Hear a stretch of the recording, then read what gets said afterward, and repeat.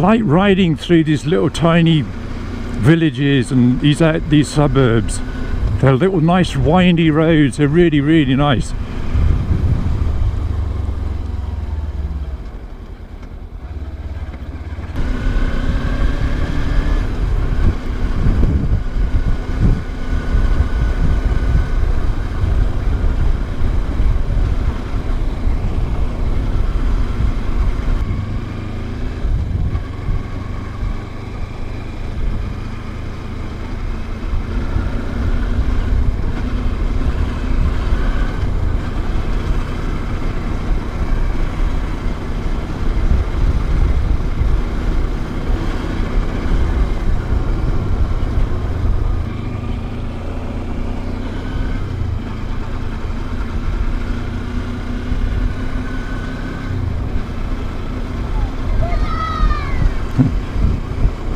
Everybody loves a biker.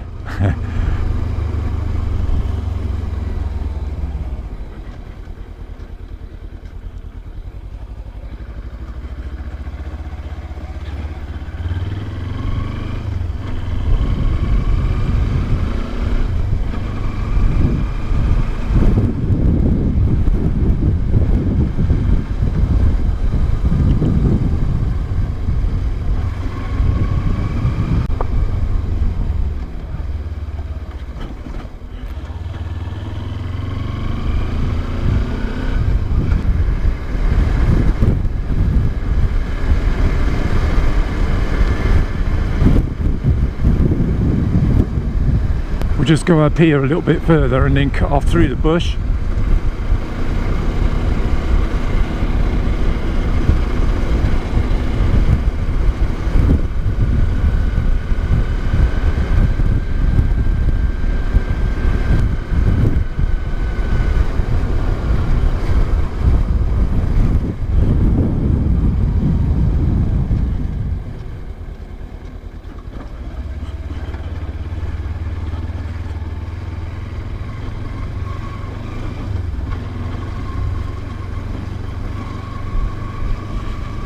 Yeah, it's good to get off-road.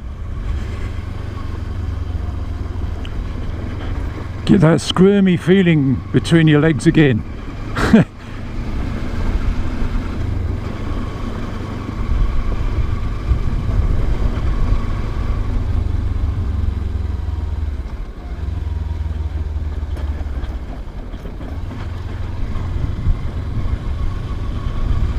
Stand up for a while now.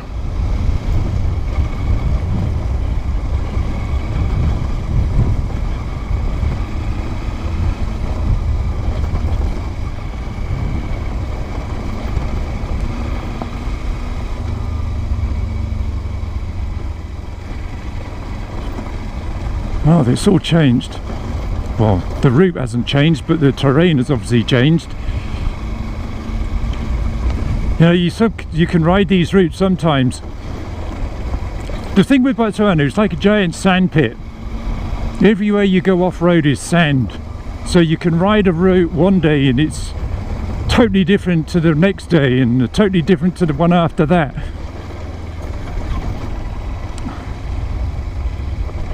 Oh, they filled in these ruts here as well. There used to be a big rut down there. A bit like this one.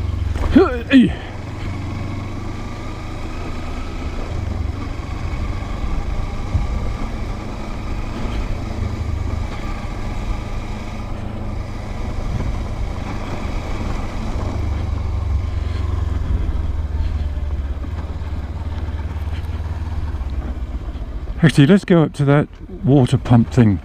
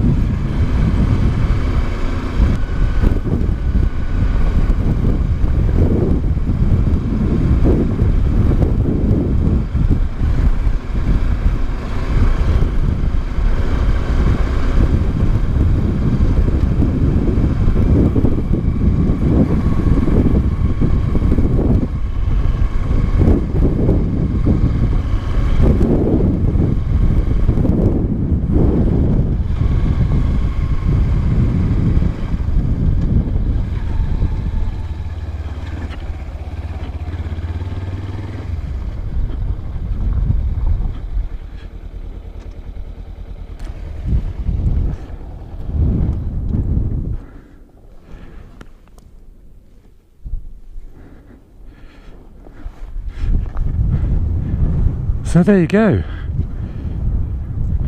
This is where I live. We've come from over that way. Amazing though, huh?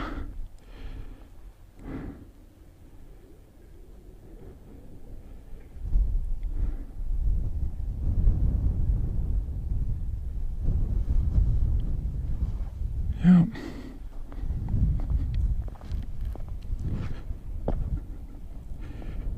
Let's go and do a bit more.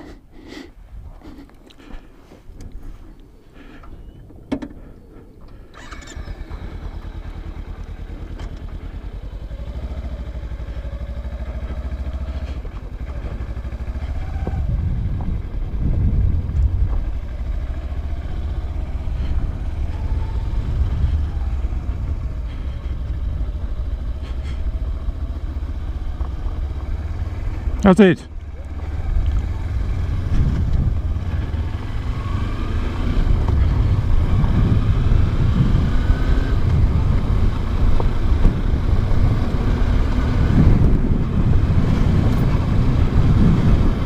So this track that we're on is an access road. There's a big water pipeline that goes alongside it. So this is an access road to, you get to those, whatever they are under those concrete bunker things. And it extends from the city, Gaborone, to here, which is 260 kilometers. And then it extends from here to Francistown, which is another 160 kilometers. And then in Francistown, it branches off. So you have a north-south carrier which goes all the way up to Kawasaki, up in the sort of like the Delta area. I've ridden this road with a couple of my friends, but we've only done bits of it. What I want to try and do is to trace it all the way from the city, the reservoir in the city in Gaborone, all the way to Francistown. I want to see how far you could ride this road along the pipeline. I know there are some areas where it disappears in the bush that I don't think you can follow all of it. So it'd be interesting to find how far you can, because it's a brilliant road actually.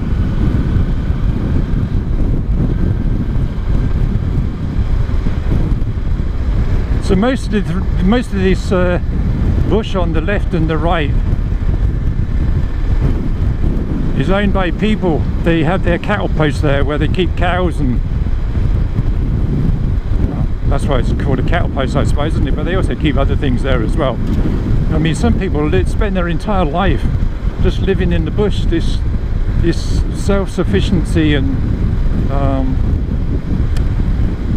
self-reliance lifestyle. Although it's hard, you see, I haven't got any worry about bills and all that sort of stuff.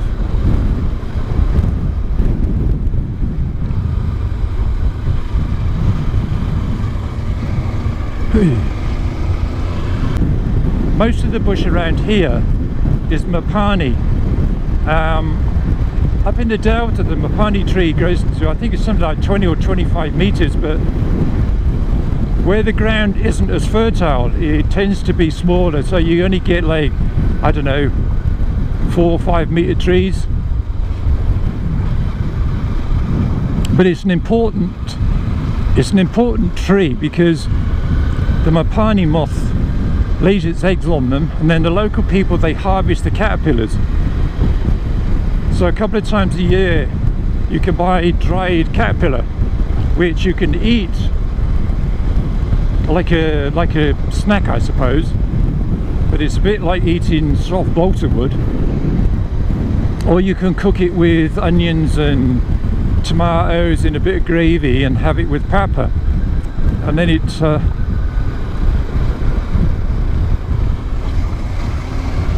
takes on a totally different taste. So they sell it for about, I think it's about what's that, about £1 for a small cup, but they sell thousands of tons of them, thousands and thousands of tons of these caterpillars. and they export them to South Africa, and I think they go to perhaps other places as well, but South Africa is the main export country.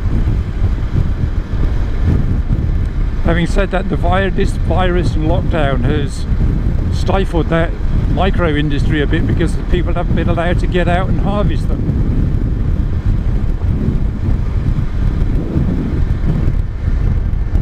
Oh, this is so good, I tell you.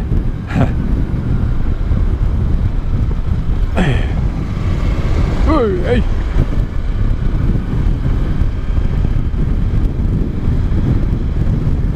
So nice to feel the wind blowing through your helmet.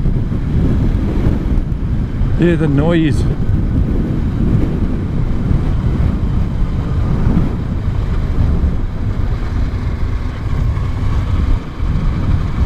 Ugh.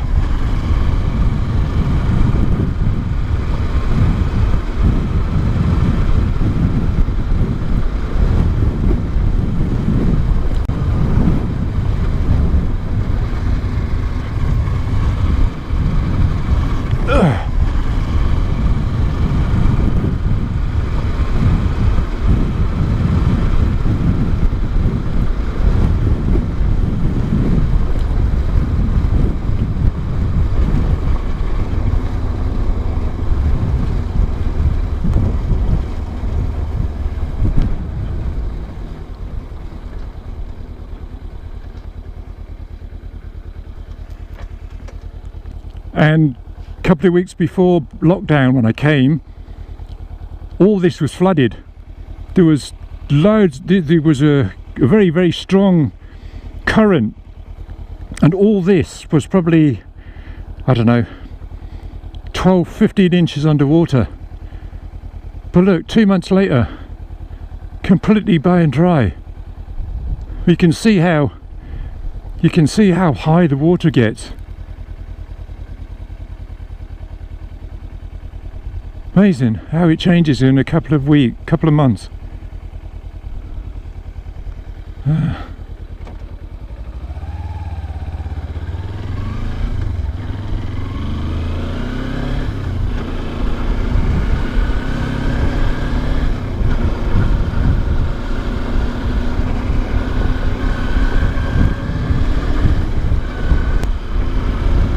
have a lot of this acacia over here as well.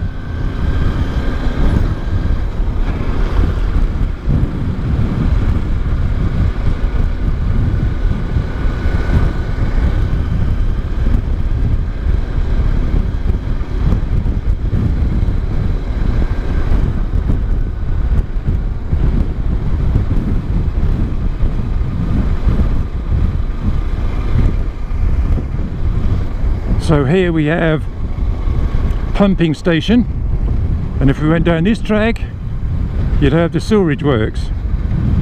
I was going to go back home that way, but hey, having too much fun.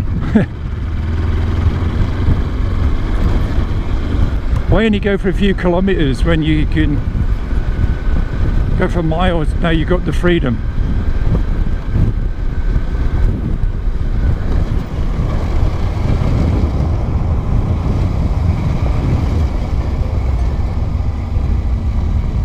Oh, it's all changed. It's got a lot narrower. The bushes encroached onto the track a lot more than it had before.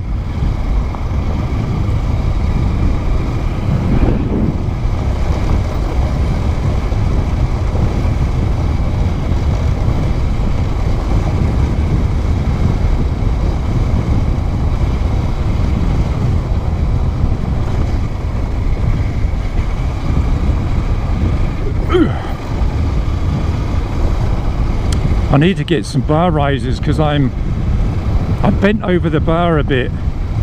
I want to stand a bit more upright.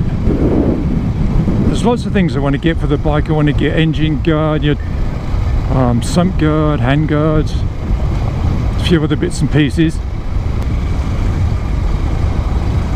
You see what's good about this? You see nobody. You have this fantastic road, and it's just on your own. It's like your own private roadway. There are a lot of interesting places this side. This big hill range over there, you can just about see. There are a lot of gorges in there that you can go to. There's one which is commercialized and one which isn't. And a lot of that hill range hasn't even been, explored.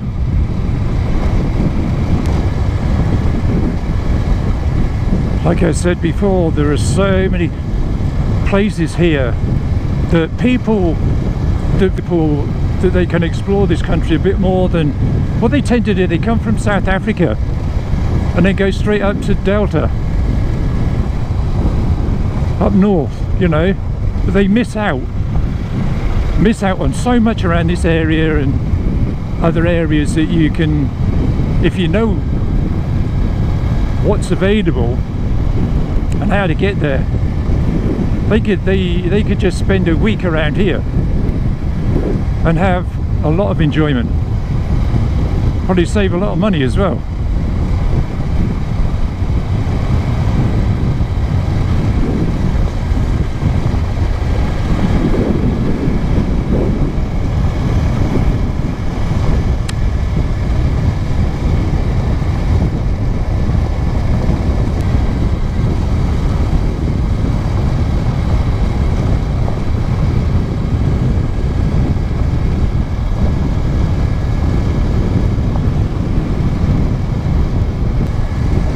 Great fun. And the thing is, you don't need a big bike to have fun on. I mean, this is only a 300. My friend's got a 125. My other one's got a 250. And certainly my friend with the 125, I mean, we take our bikes absolutely everywhere, places that they probably shouldn't even be going. So you don't need a big bike to have fun on.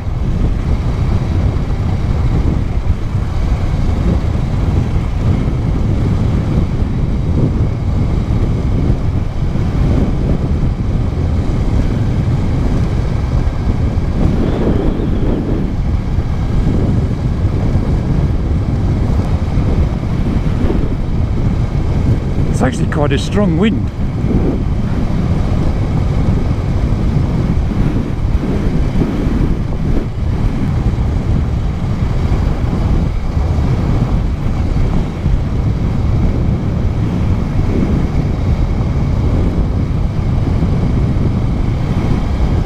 It's certainly blowing the cobwebs out, I tell you.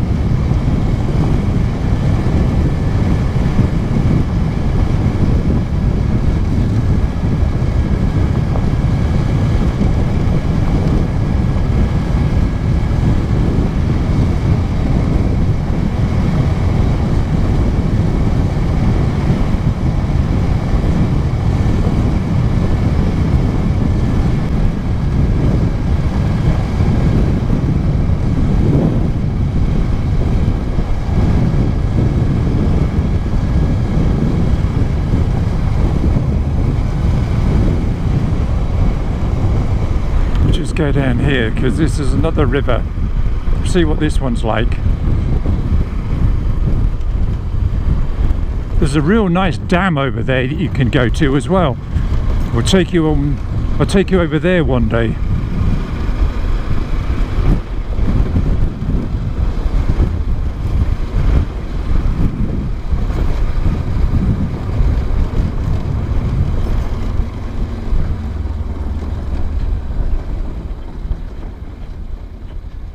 Yeah, heck, look, even here there's no water at all. Nothing. You can see how high it gets. You know, it's a good couple of meters deep. But this was flooded as well. Amazing.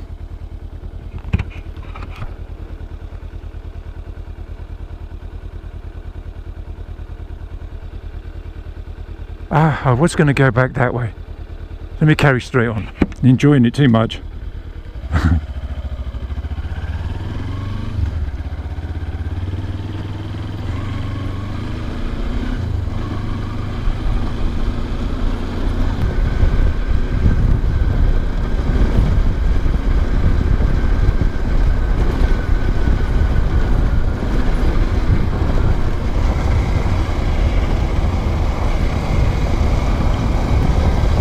I could spend all day doing this.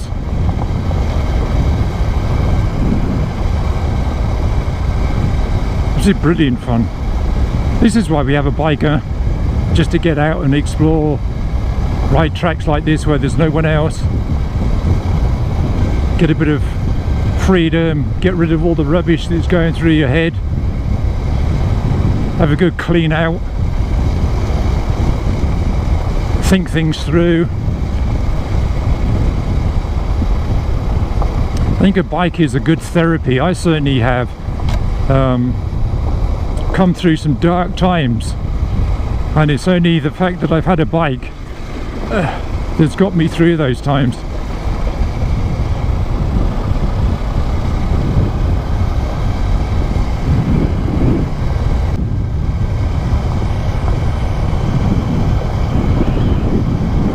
There's a kettle post. So people are putting posts up here as well.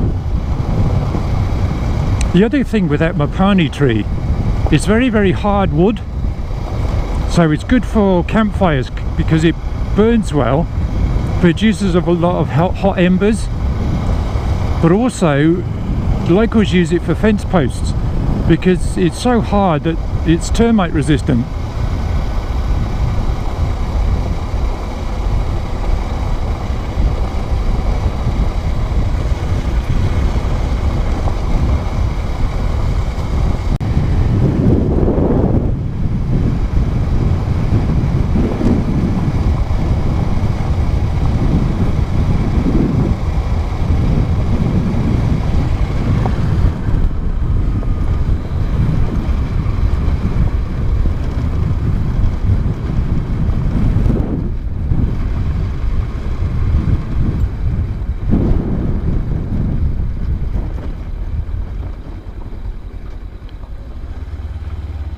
Hello.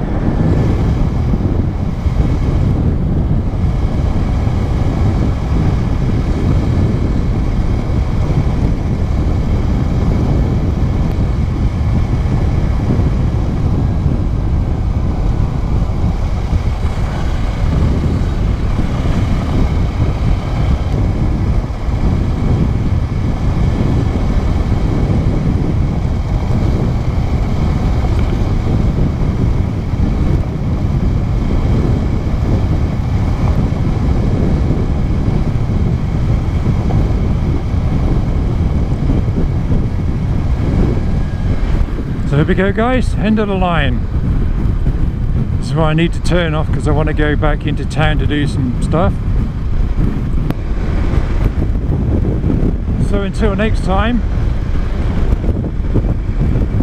stay safe and look forward to seeing you again.